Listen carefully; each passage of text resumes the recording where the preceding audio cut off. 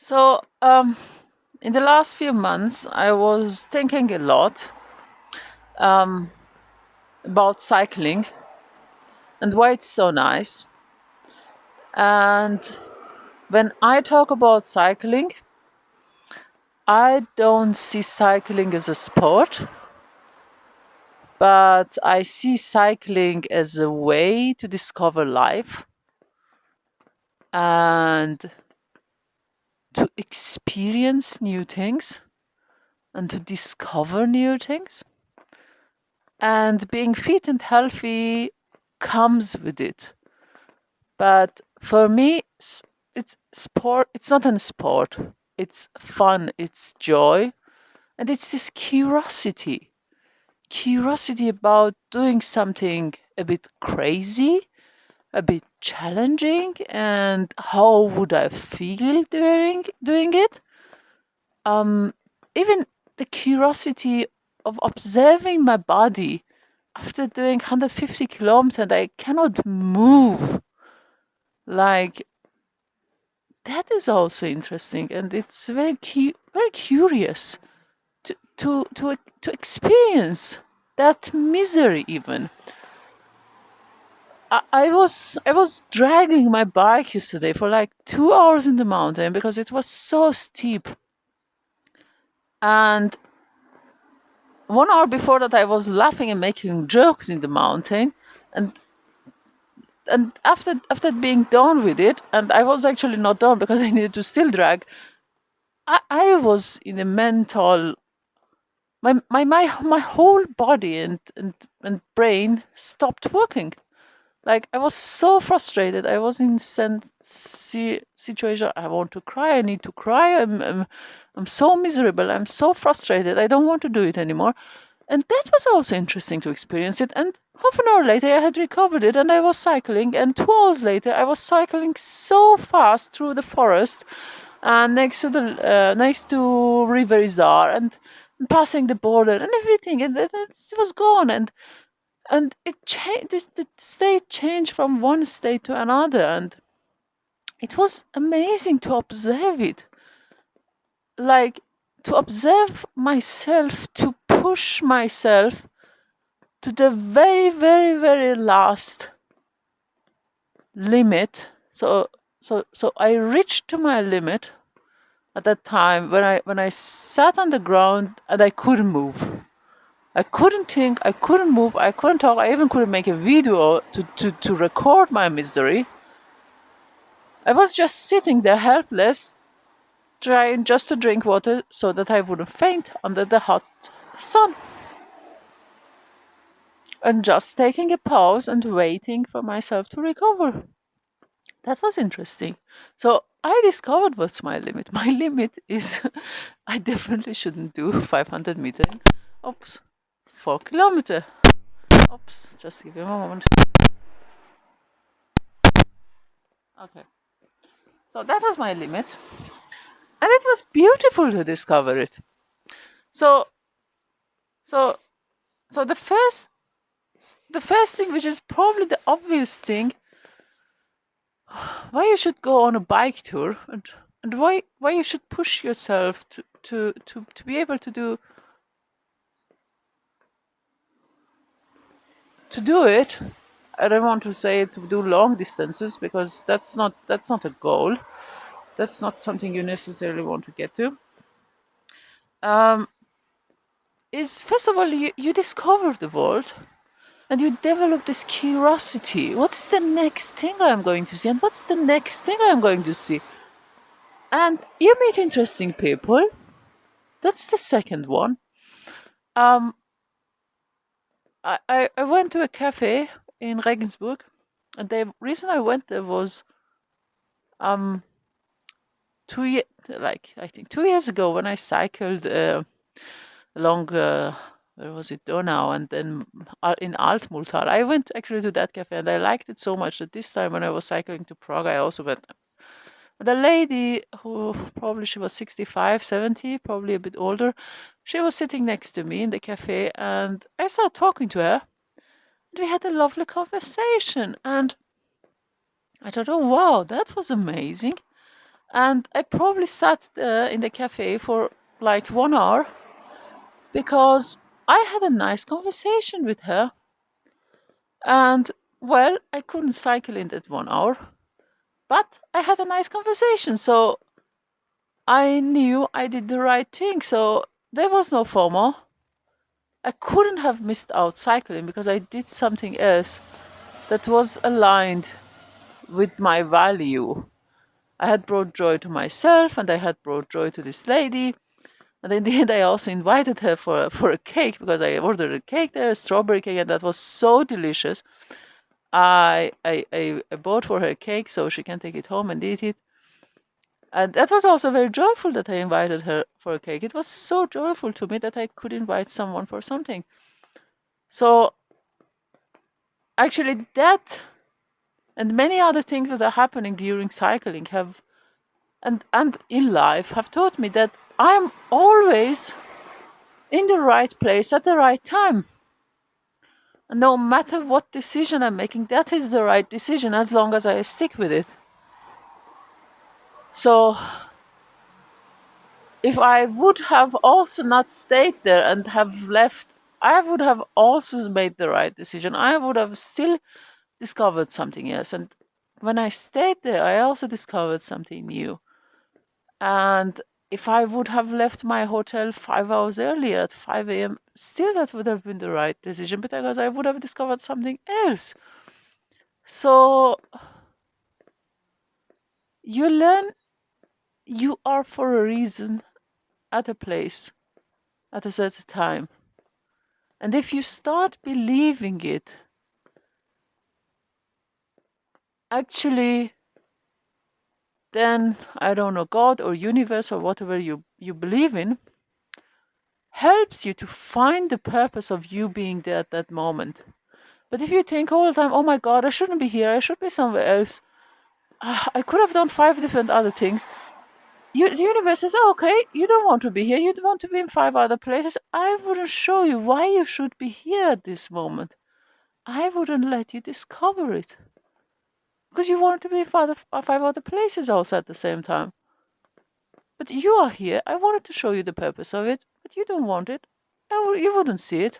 Good luck. I'm just making up all of it now. So I'm improvising the whole thing. But it makes sense to me now. And again, it goes back to the FOMO. And I totally believe that at every moment, I'm at the right place at the right time. And that is the right decision. I just should stick with the decision. And as long as I stick with it, I would discover what is in there for me, what is in that moment for me. I just should stick with it. The other thing that I just mentioned in the beginning, the third thing was you discover your limits. And you discover new things, new states of body and brain. Like, I have discovered after 7 days continuous cycling, okay, you don't need to cycle 100 kilometers a day, but continuously cycling, some days less, some days more, my body stops working and my brain stops working. So after 7 days, I am not capable to do anything, like zero, nothing. All I can do is lie in the bed, stare at the ceiling, and just stare at the ceiling. I cannot think even. And that's a very funny state.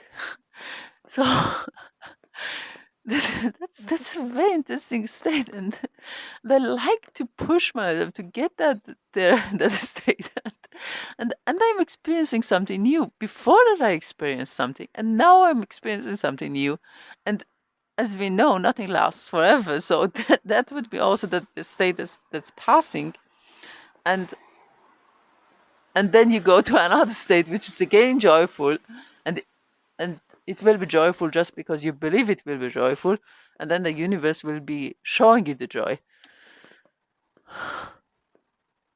So the fourth thing that I can think of, I know I mentioned 3 things, now it's the fourth one. You learn to appreciate everything that's happening.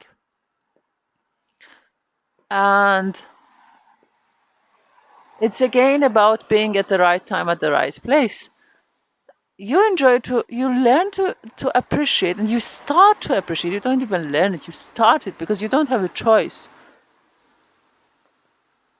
And if you want to have a choice, then you're trying to take things under control, and you need to accept nothing is in your control, everything is out of control.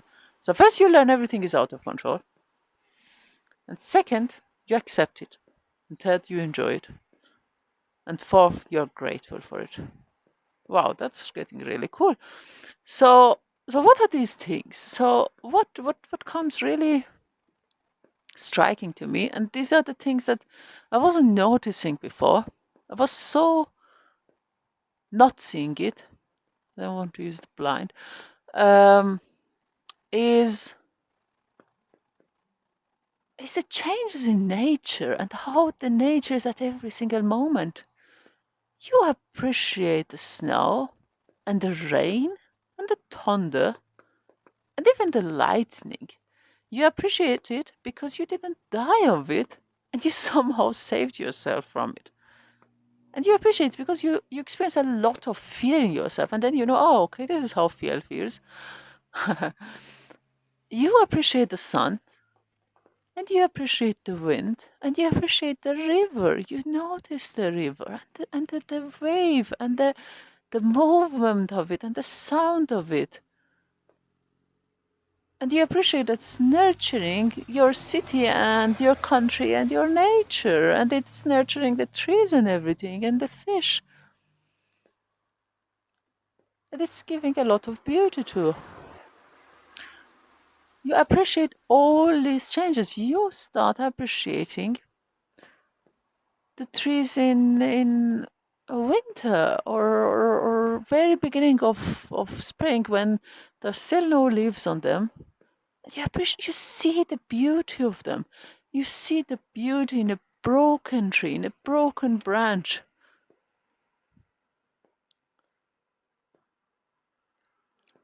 And you start noticing all these different colors that are out there: green, gray, yellow, brown, red, everything. There's so many colors you have never seen before. And they are all beautiful. Should be green for it to be beautiful. It can be yellow and it's still beautiful. It can be brown, it's still beautiful. And you can be appreciating that there's so much beauty out there, and it's so changing and so diverse, and it goes from one color to the other color, and one tree shape to the other tree shape, and they're all amazing. So you start seeing these changes, and and then you start seeing beauty in it, and you see their imperfections also. That's the other thing. You see, there is such a beauty in a broken tree, in a broken branch, in a torn apart leaf.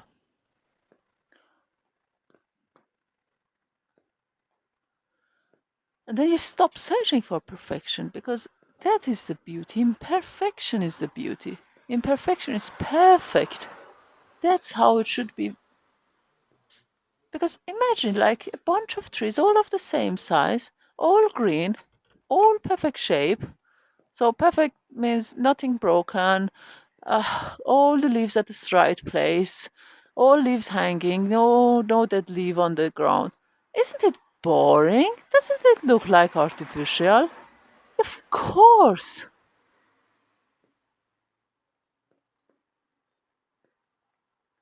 You need imperfection, because that is the perfection. That is the beauty of everything around you. And when you start seeing that imperfection, then you look for imperfect things. You don't look for perfect. It doesn't exist. That's not beautiful if it exists even. That's not something for you.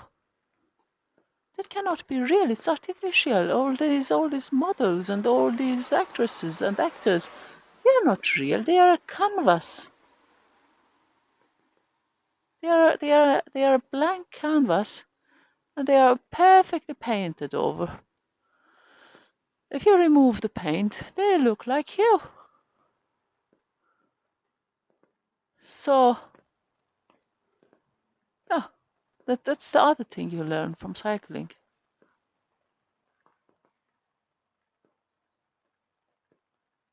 Yeah. Good luck. I might tell you more things about it.